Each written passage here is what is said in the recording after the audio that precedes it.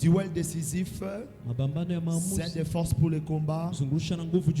Et je disais la bataille était normale parce que le diable n'est pas content comme tu es en bon terme avec Dieu. Il doit tout faire pour te combattre. Mais laisse-moi te dire que la victoire est certaine. Et c'est pourquoi Dieu nous a parlé. Il nous a montré que nous devons parler sur les stratégies du diable.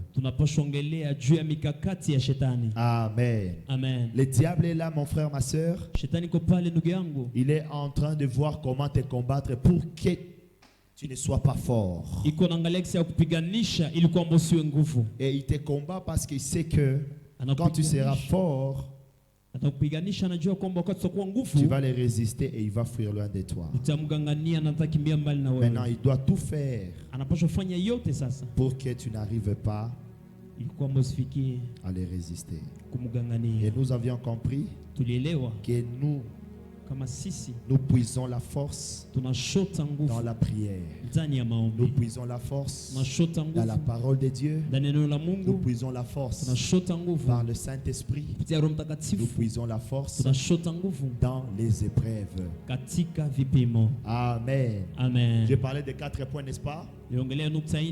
Et ces derniers temps, nous sommes en train de parler sur puiser une force dans la prière. Maintenant, nous avions compris que le diable ne va pas attaquer seulement la prière, mais il va attaquer ta vie de prière afin que tu ne sois pas exaucé, afin que tu pries mal, afin que tu sois ignorant dans tes prières. Et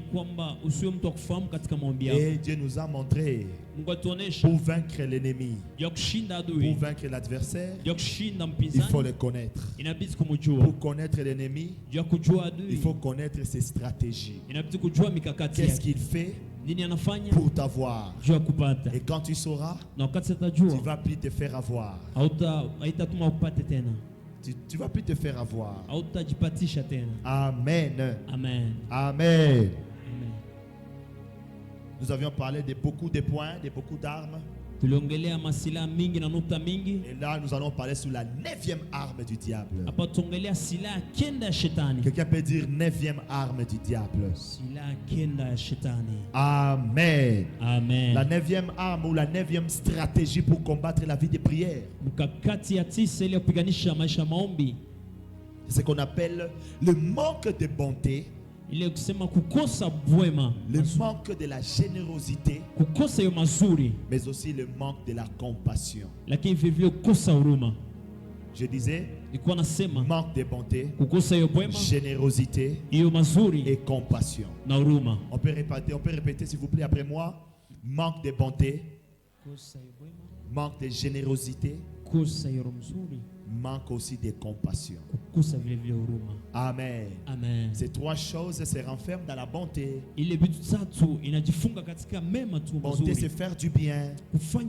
Amen. Amen. C'est que la parole de Dieu nous dit, faites du bien et partez. Mais les chrétiens, actuellement, le diable les a enseignés de faire du bien et attendre le merci. De faire du bien et attendre la gratitude. C'est que le diable nous a enseigné pour nous avoir dans le piège. Quand tu fais du bien, tu commences à attendre que la personne soit ton esclave parce que tu l'as fait du bien. Tu veux maintenant qu'il commence à te dire merci à tout moment parce que seulement tu l'as aidé. Tu veux qu'il puisse s'agenouiller devant toi pour te montrer vraiment qu'il était reconnaissant. Mais aussi, s'il ne dit pas merci, pour toi ça te dérange. Aujourd'hui nous avons un secret. Fais du bien et n'attends rien. Pars. Alléluia. Amen. Et c'est là que tu vas vaincre le diable. Parce que le manque de bonté, le manque de générosité et de compassion peut sérieusement freiner la vie de prière d'un chrétien.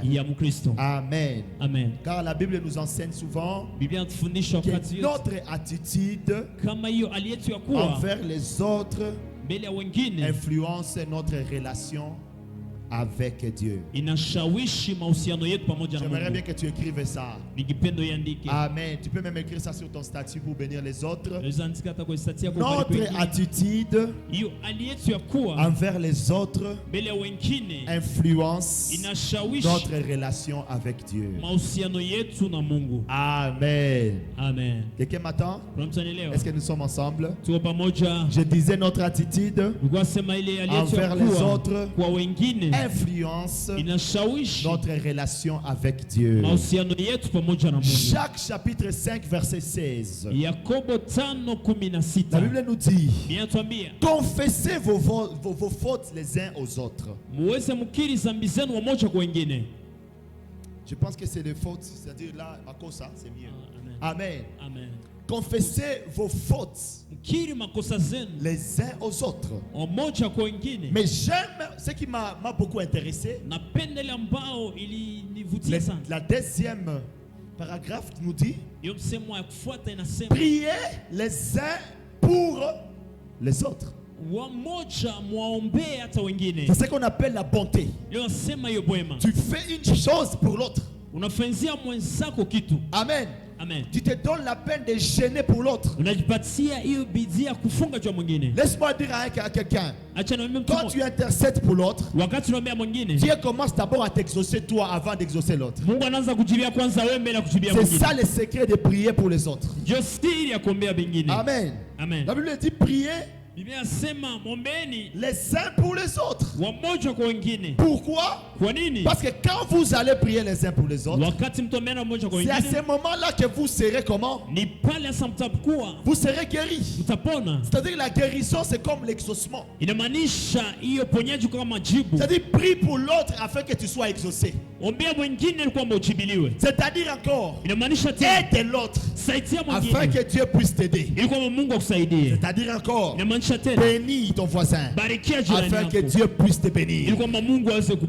Amen. Amen. La générosité, la compassion. Quand tu vois l'autre dans le péché, la compassion ne te poussera pas à juger. La compassion te poussera à prier pour lui. La compassion te poussera à aller lui parler de la part du Seigneur. Si tu vois quelqu'un ivre, la compassion ne peut pas te pousser à prendre ton téléphone et commencer à le filmer, se moquer de lui. La compassion te poussera à le prendre dans tes mains et le ramener à la maison, l'attendre demain matin. Tu viens lui parler en lui disant: mon frère, ça ne va pas t'aider. Il y a beaucoup de dangers. Au contraire, ce n'est même pas pour ton avantage. Que Dieu t'aide, que tu cesses cette vie. La compassion maintenant va te pousser à les laisser. Après avoir parlé, tu vas aller, tu vas te mettre à genoux, prier pour lui. Amen. Amen. Mais actuellement, nous n'avons plus la compassion, nous les chrétiens. Nous avons ce qu'on appelle la moquerie et la méchanceté. Quand tu vois seulement un frère de l'église qui vient d'engrosser, directement ça devient ton problème. Si le pasteur ne se commune pas ses frères, je vais sortir de l'église. Parce que son péché devient seulement visible. Amen. Toi tu as fait avorter combien? Parce qu'on t'a jamais attrapé. Alléluia. Amen. La compassion n'est plus dans l'église. La compassion n'existe plus dans le cœur des chrétiens. Regarde ce que nous voyons actuellement sur les réseaux. Au lieu de parler de la part du Seigneur sur internet, ce sont des bissodes que nous cherchons. Amen. Amen. Bukavu n'a plus la compassion. Tu vas voir des listes, des noms de gens. Oh, des papas tels, des mamans tels, ne savent pas qu'ils sont des parents des autres. La compassion ne nous pousse pas à juger. La compassion ne nous pousse pas à afficher les péchés des autres. La compassion nous pousse à prier pour les autres, à les aider à atteindre le niveau que toi tu as atteint. Si tu es déjà mûr spirituellement, Tu ne dois pas oublier qu'il y a d'autres qui ne sont pas encore mûrs, qui sont encore bébés. Maintenant, le bébé a besoin que tu puisses le tendre ta main pour qu'il devienne aussi grand comme toi. Et la compassion, enfant de Dieu. Oh, je parle à quelqu'un. La bonté. Si tu n'as pas la compassion, si quelqu'un venait confesser ses péchés à ton égard, comment tu feras avec ces péchés-là? Si ce n'est pas amener ça à la radio, mettre ça sur information. C'est le manque, mes frères, de compassion. C'est pourquoi les chrétiens n'arrivent plus à se dire ce qu'ils ont fait comme péché. Ça nous arrive même nous les serviteurs de Dieu, le pasteur. Un chrétien peut te dire, papa, hier j'étais vraiment ivre, je suis désolé, je ne sais pas ce qui m'arrive. Et toi maintenant sur la chair, le frère Frédéric m'avait dit même hier, il était ivre hier, il ne sait pas quoi il peut faire. Et puis tu vas te montrer que toi tu aimes les gens. Église de Dieu, prions pour le frère Frédéric. Est-ce que tu as aidé Frédéric? Alléluia. Amen. Mes frères, ne faites pas semblant d'avoir la compassion. C'est de l'hypocrisie. C'est l'ironie. On doit compatir avec la vérité. Et dans la vérité. Amen. Amen. Maman telle, j'ai péché hier. Je me suis retrouvé avec un tel monsieur. J'ai commis des rêves. La maman telle par maintenant commencer à annoncer dans toute l'église. La fille là sort avec des papas. La fille là sort avec des papas. Oh là là, la compassion est partie où? Église de Dieu. Compassion. Dis à ton voisin, nous devons compatir. Amen. Amen. Et la Bible nous montre, lorsque nous compatissons et lorsque nous sommes dans la générosité ou la bonté, nous serons comment? Nous serons comment? Amen. Amen. Nous serons guéris. Ça, c'est l'exaucement. Et la Bible dit la prière fervente du juste a une grande efficacité. Deuxième point, deuxième verset de base, c'est dans Proverbes chapitre 11 verset 25. La Bible nous dit quoi? C'est lui qui donne généreusement aux autres.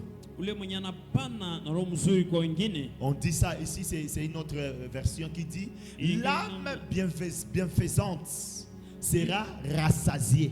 Et celui qui arrose sera lui-même comment? Celui qui aide sera aussi comment? Celui qui soutient sera aussi comment? Amen. Nos prières ne sont pas exaucées parce qu'on ne connaît pas aider les gens. On n'a plus ce cœur généreux. Si ça peut arriver que tu aides par des moyens, tu peux aider aussi par des conseils. Tu peux aider aussi par, je veux dire, des idées, des suggestions, des propositions. Tu peux aider même dans la prière. Parce que tout ne se résout pas seulement par l'argent. Il y a autre chose qui se résout par de prière. Amen. Amen. C'est pourquoi la parole de Dieu nous dit de prier pour les uns et les autres. Gloire à Dieu. Ça, c'est l'âme qui fait du bien. Cette âme sera comment? Rassasiée. Le cœur qui fait du bien, ce cœur sera béni. La prière qui fait du bien, cette prière sera exaucée. Amen. Amen. Mais nous sommes là juste dans nos prières, c'est acquiser les autres. Dans nos prières, nous lamentons par rapport aux bénédictions des autres. Que Dieu nous pardonne au nom de Jésus. Je parle à quelqu'un, je demande à quelqu'un ce soir d'avoir une âme bienfaisante. Tu as deux, tu peux donner un. 2026, vous voulez réussir. Soyez des hommes de bonté. Amen. Amen. Depuis que j'ai commencé à donner. Non, tu ne donnes pas pour qu'on te donne en retour des choses, des bonnes choses. Tu donnes parce que tu as ce cœurs-là. Amen. Amen. Et la Bible nous dit, quand tu donnes, tu seras rassasié. Dans ta maison, il n'y aura pas la famine. Ta prière sera exaucée. Ton problème sera résolu.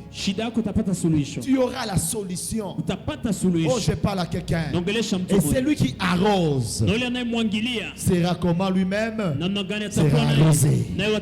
Fais du bien, mon frère, afin que Dieu puisse exaucer ta prière. Le diable te pousse à ne pas avoir un cœur bienveillant.